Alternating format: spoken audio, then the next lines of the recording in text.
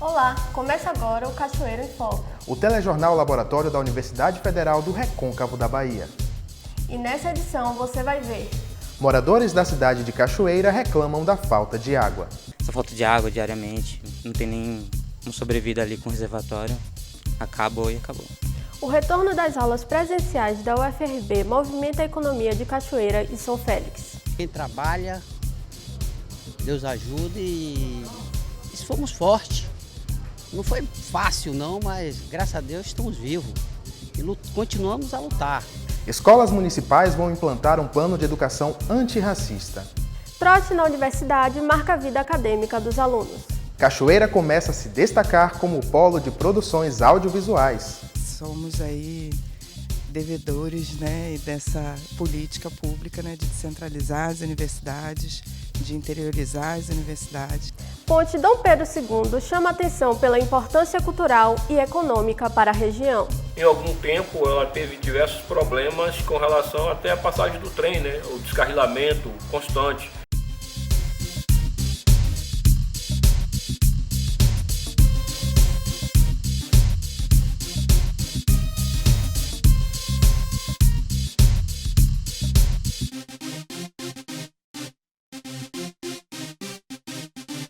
Moradores da cidade de Cachoeira, no Recôncavo Baiano, reclamam da falta de abastecimento de água na cidade.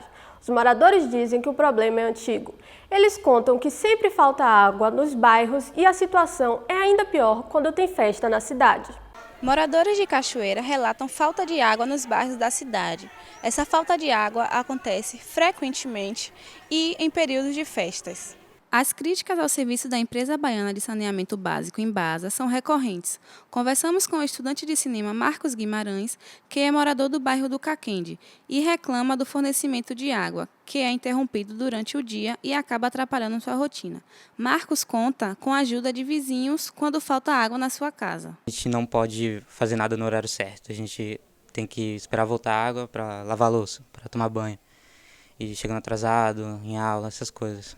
E a gente ainda sente na pele assim, essa falta de água diariamente, não tem nem uma sobrevida ali com o reservatório, acabou. A gente junta toda a roupa, coloca, porque pode ser que falte mais tarde. Aí para ninguém ficar prejudicado, coloca tudo junto, roupas do mesmo tipo, aí se tiver água mais tarde, coloca de novo, aí vai indo dessa forma. Acaba atrapalhando a nossa rotina, a gente tem que, por exemplo, para ir para cá de manhã, aí se não tem água, como é que faz? A gente acaba se atrasando, espera a água voltar. Eu normalmente vou para casa de um colega, tomo banho lá. Ficando até 3 dias seguidos sem abastecimento, a falta de água prejudica muitos moradores, que assim como o Marcos, não tem reservatório instalado em casa. Antigamente não avisava dia nenhum, agora acho que devido a tanta reclamação, deram para botar na internet. Mas é assim, se essa semana avisa, na outra já não avisa, falta e não avisa. Para fugir do problema da falta de água, que afeta diversas famílias, a dona de casa e aposentada Gilzélia Jambeiro, que mora no centro da cidade, recorre à alternativa de armazenar água em baldes e tonel. Passei a armazenar devido, no ano passado, na época de Natal, faltaram 6 dias. Então, da agora em diante, eu passei a armazenar. E eu tenho um tonel no fundo da casa que eu constantemente deixo ele cheio, justamente para na hora me socorrer. Dona Gilca, como é conhecida, recorre muitas vezes para conseguir água a uma torneira que foi instalada na frente da sua casa, para quando a água chegar fraca, ela armazenar em baldes e não ficar sem. Eu encho balde, panela, tonel, tudo aqui embaixo e subo carregando pela escada. É quem me socorre essa torneira aqui, quando a água chega fraca. Entramos em contato com a Embasa, mas até o momento não tivemos retorno sobre a falta de água na cidade. De acordo com a ONU, o acesso à água é um direito de todas as pessoas, porque é importante para a saúde e a qualidade de vida. E para registrar a falta de água, a Embasa disponibiliza o WhatsApp para contato somente via mensagem, o 759-8132-0479, e o telefone fixo, o 75-3435-5026. O retorno às aulas presenciais na UFRB em Cachoeira e São Félix ajudou a aquecer a economia na região. No período mais grave da pandemia, quando as aulas foram remotas, muita gente viu a renda cair. Apesar da economia na cidade de Cachoeira ser abastecida principalmente pelo turismo, muitos habitantes que trabalham de forma autônoma não contam com esse público e provêm suas rendas da população local e dos estudantes da UFRB. Um exemplo é o senhor Edmilson, que trabalha vendendo lanche para os alunos e funcionários do CAU. Agora vamos ouvir um pouco de como surgiu esse seu interesse em fazer desse local sua principal fonte de renda. Minha esposa fez o Enem, passou, veio aqui estudar aqui, fez serviço social aqui, em 2012. Quando a colega dela incentivava sempre a ela, por que você não traz qualquer coisa para vender aqui? Porque na época o comércio fechava cedo, então ela começou a trazer um lanchezinho, trazer um misto, um hambúrguer. E nesse período eu fiquei desempregado, eu estava muito acarretado para ela, eu disse, eu vou te ajudar. Aí a gente colocamos aqui, começamos a trazer as coisas, foi dando certo. Estamos aqui até hoje. Edmilson fala um pouco de como foi esse processo para ele, pois durante a pandemia a universidade estava fechada. Foi difícil, mas você sabe, quem trabalha, Deus ajuda e fomos fortes. Não foi fácil não, mas graças a Deus estamos vivos e continuamos a lutar. Mesmo com o retorno das aulas presenciais, Edmilson relata que ainda não encontra estabilidade no seu comércio. Haja vista que nem todos os estudantes retornaram. E o CAU ainda não se encontra cheio. Veja a seguir, escolas municipais de Cachoeira vão ter um plano obrigatório de educação antirracista. E trotes podem marcar início da vida acadêmica de forma divertida.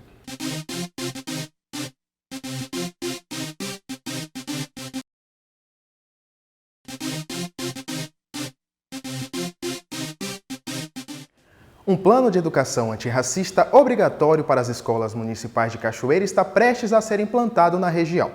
Estudantes e profissionais da educação alertam para a importância de discutir o assunto nas escolas. Eu fiz uma reportagem sobre isso e você confere agora. A partir do ano que vem, as 32 escolas municipais de Cachoeira vão ter um plano de combate ao racismo. O projeto da Secretaria de Educação foi aprovado no fim de novembro pelo Poder Legislativo. Ele foi inspirado na Lei nº 10.639, de 2003, que diz ser obrigatório tratar da temática afro-brasileira e africana em sala. Eduardo Santos, de 15 anos, é estudante do Colégio Aurelino. Para ele, o plano vai ajudar de várias formas, principalmente na autoestima. Eu acho muito importante dar isso nas escolas. Para a pessoa ter as crianças já crescer nessa fase de entendimento, sabe? Uma pessoa negra, ela tem que saber lidar com a sua cor e o seu cabelo. Que, tipo, muitas pessoas negras têm depressão por causa disso, por ser oprimida, porque várias pessoas botaram um bullying nela. A ideia é estimular que todos, sendo negros ou não, atuem contra o racismo.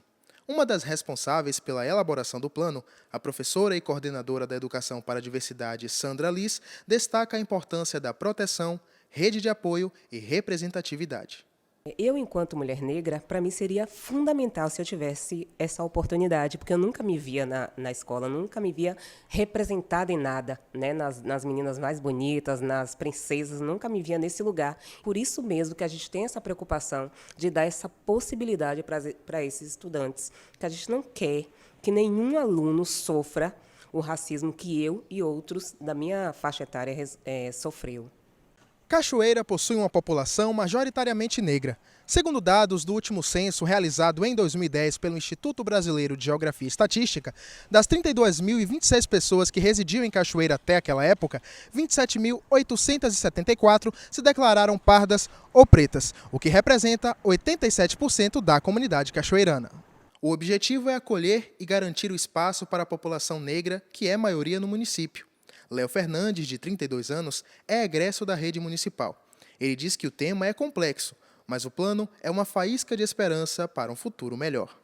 É muito interessante ver que, por exemplo, essas crianças terão acesso a uma educação que não foram passadas para nós. A minha preocupação é ficar só na teoria.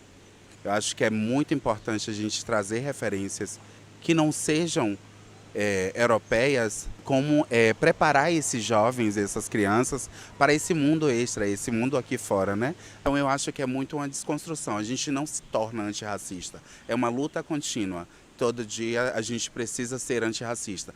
Segundo a lei, o crime de injúria racial e o de racismo são diferentes. Na injúria racial, a ofensa é dirigida a um indivíduo e o agressor pode ficar preso de 1 a 3 anos. Já no crime de racismo, a ofensa é contra uma coletividade, um grupo, e a pena pode durar até 5 anos. Na UFRB, no campus de Cachoeira, os trotes ficaram conhecidos por serem rituais que marcam o início da vida acadêmica de uma forma divertida. Mas essa não é a realidade em outras cidades, onde o trote causa transtornos.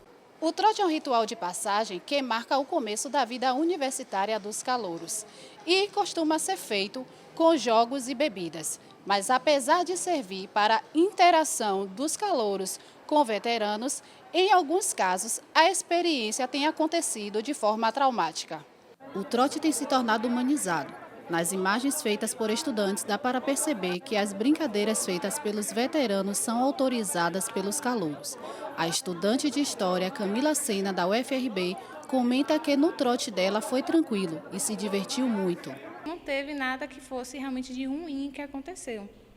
Foi algo muito leve, divertido, mas a gente ouvia dos veteranos, no caso daquela turma, que tinha ocorrido no trote deles coisas como de usar quiboa, produtos que mancharam tanto as roupas, é evidente que muitas roupas não foram recuperadas. O professor sociólogo José Raimundo e a professora historiadora Luciana Brito comentam o que as brincadeiras um pouco mais abusivas podem causar. O trote, na realidade, é um rito de passagem. Vamos pensar sempre dessa forma, você passa a fazer parte de uma nova comunidade, então haverá um rito de passagem para incluir você como os demais membros daquela comunidade. Contudo, se você sofre uma violência em virtude dessa inserção, dessa afiliação à universidade, você passa a temer esse espaço. Você passa a sentir esse espaço como uma coisa negativa. Nenhuma cultura, em lugar nenhum, mas especialmente num espaço de aprendizado, num espaço de educação, que se sustenta na violência, no escracho, numa perspectiva de depreciação da pessoa, é bem-vinda no espaço acadêmico, no espaço universitário, no espaço educacional, no espaço pedagógico, em lugar nenhum. O momento de entrada na universidade é um momento de celebração, é um momento de alegria e é o momento de quem está entrando na universidade aprender com as pessoas que já estão aqui dentro da universidade, que elas serão acolhidas, que elas serão respeitadas e que esse é um espaço de educação e de cidadania. Essa percepção do trote como instrumento de violência, instrumento de coerção, de repressão, é um elemento negativo desse ritual de passagem. Veja ainda hoje, Cidade de Cachoeira vem se destacando no setor de produções audiovisuais. E Ponte Dom Pedro II é um dos principais pontos turísticos da região.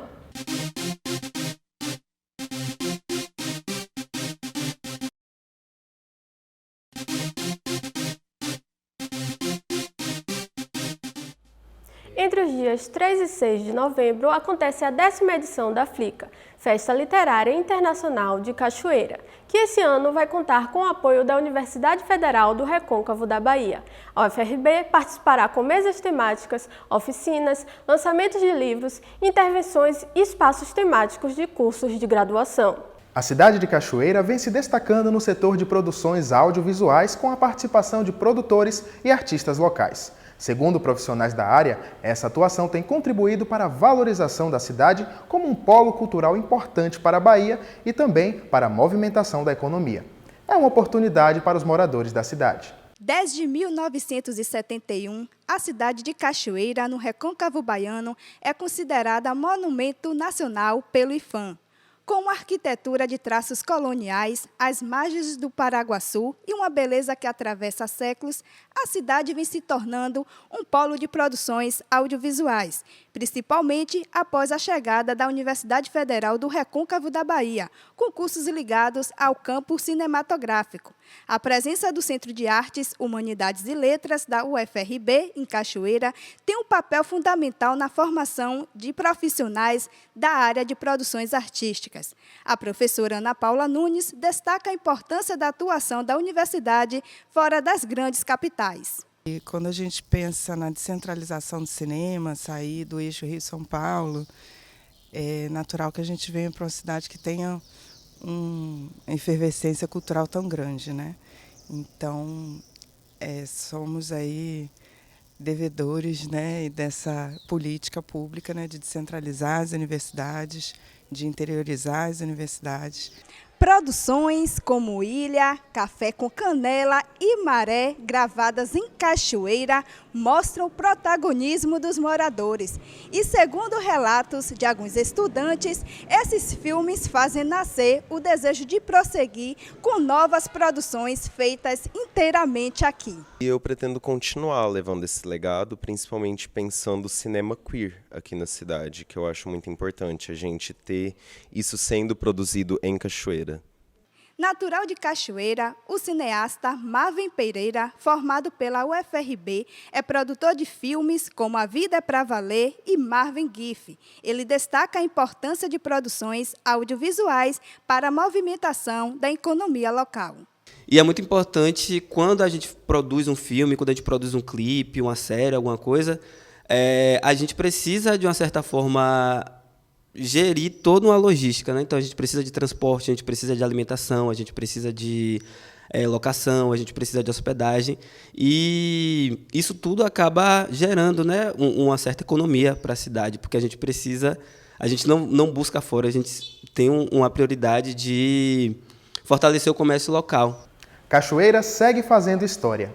Será exibido no cinema Meta Glauber Rocha, em Salvador, o filme Heroica Dreams, do cineasta cachoeirano Marvin Pereira, no dia 8 de novembro. A Ponte Imperial Dom Pedro II, que liga as cidades de Cachoeira e São Félix, é um monumento histórico do Recôncavo. A construção centenária se tornou um dos principais pontos turísticos da região e tem importância cultural e econômica. A Ponte Imperial Dom Pedro II, que liga as cidades de Cachoeira e São Félix, é um monumento histórico do Recôncavo baiano desde o século XIX.